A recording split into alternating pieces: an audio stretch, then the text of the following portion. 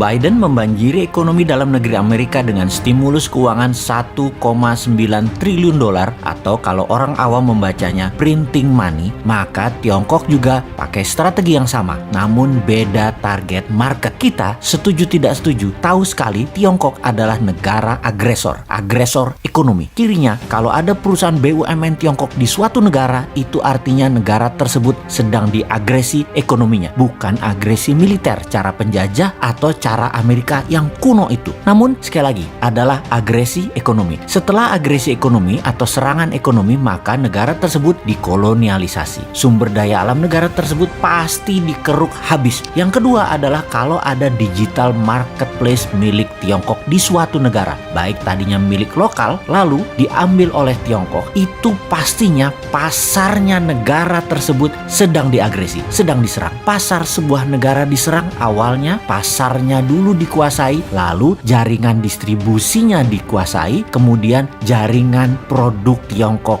masuk. Kemudian ketika sistem pembayaran non-tunai asing masuk atau pembayaran non-tunai milik lokal kemudian dicaplok Tiongkok langsung atau tidak langsung, ini artinya sistem keuangan negara tersebut sedang diagresi. Semua ini terbungkus rapih dengan propaganda manisnya nanti ekonomi suatu negara tersebut jika bergabung dengan Tiongkok nantinya akan indah. Itu janjinya mereka, itu persepsi yang diberikan oleh mereka. Tapi nanti negara tadi suatu hari mereka jadi tua. Nanti negara yang diagresi tadi jadi kurus. Negara yang dikoloni jadi jelek, tak terawat karena nggak ada biaya maintenance, nggak ada biaya krim malam, nggak ada biaya sunblock, nggak ada biaya PRP, nggak dikrimbat rambutnya, nggak dipilates bodinya, nggak dikasih makan sehat tubuhnya. Begitu tua, jelek, penyakitan, pindahlah Tiongkok tadi cari bini baru. Sama, nggak bakal dirawat juga mereka. Ya dipakai terus aja sampai kering. Sedulur, perlukah kita urai apa sih yang negara tersebut atau negara selir-selir Tiongkok itu dikerjainnya? Juga ada pertanyaan, kok banyak sih negara mau jadi selirnya dan harus melayani kaisar Tiongkok tersebut? Strategi ekonominya ya sama seperti informasi di awal, dengan printing money. Itulah mengapa kita katakan berkali-kali, siapa negara yang pakai MMT? Ya hanya Tiongkok dan Amerika. Negara lain pakai teori ekonominya Adam Smith, pakai John Maynard Keynes, pakai ilmu-ilmu itu dah. Lalu bagaimana cara agar setelah SDA sebuah negara sudah di tangan, agresi berikutnya adalah pasar digital atau marketplace, dan setelah itu apa lagi? Yang dilakukan adalah mencekik ekonomi kelas bawah dengan mendapatkan dolar dari negara yang diagresi agar kering mata uang internasionalnya, agar kering mata uang multi currency negara yang diagresi tersebut. Tiongkok memberikan insentif di dalam negerinya. Insentif setiap dapat dolar dibayar renminbi 3 kali lipat. Misalnya baju batik dicetak di Tiongkok, dijual di marketplace. Batik Indonesia, buatan Indonesia, harga pasarannya adalah Rp150.000 untuk atasan. HPP Garment di Solo katakan Rp80.000. HPP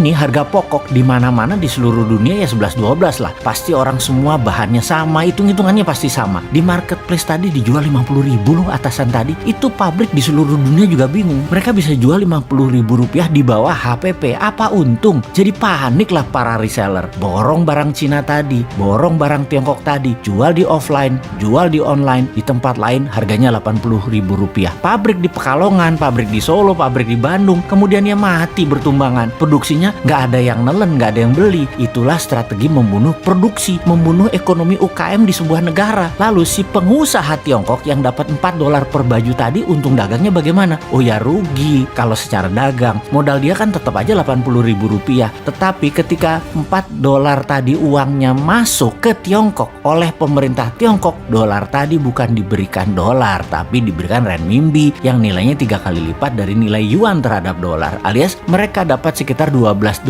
atau Rp150.000. Jadi modal tetap Rp80.000, jual dapat Rp150.000 karena dolarnya dikali 3 kan terhadap renminbi. Ya untung juga pedagangnya. Di sini dolar masuk Tiongkok dan renminbi dicetak aja, kasih ke rakyatnya sendiri. Toh untuk sektor produksi, Tiongkok print money renminbi 3 kali lipat transaksi dolar masuk ke Tiongkok. Itu kuncinya. Disinilah pedagang untung. Underlying printing renminbinya ada 2. 1, dolar yang nilainya sepertiga, sisanya manufaktur Tiongkok, sektor produktif, nggak bakal inflasi. Itulah teori MMT. Dengan satu strategi printing money, Tiongkok dapat dolar, Tiongkok dapat meningkatkan produksi, Tiongkok mematikan UKM negara koloninya, dan bisnis Tiongkok terus menyedot wilayah-wilayah lainnya lagi. Simpel kan bernegaranya mereka? Kok beginian aja nggak bisa ditiru sih? tempe bener. Nyampe nggak sih ilmu beginian ke pejabat ekonomi dan keuangan negara? Oke lah, sing sabar ya kaum new mind. Kita nonton aja old mind mainin negara. Walau nggak enak nontonnya, agak wahgu, kikuk.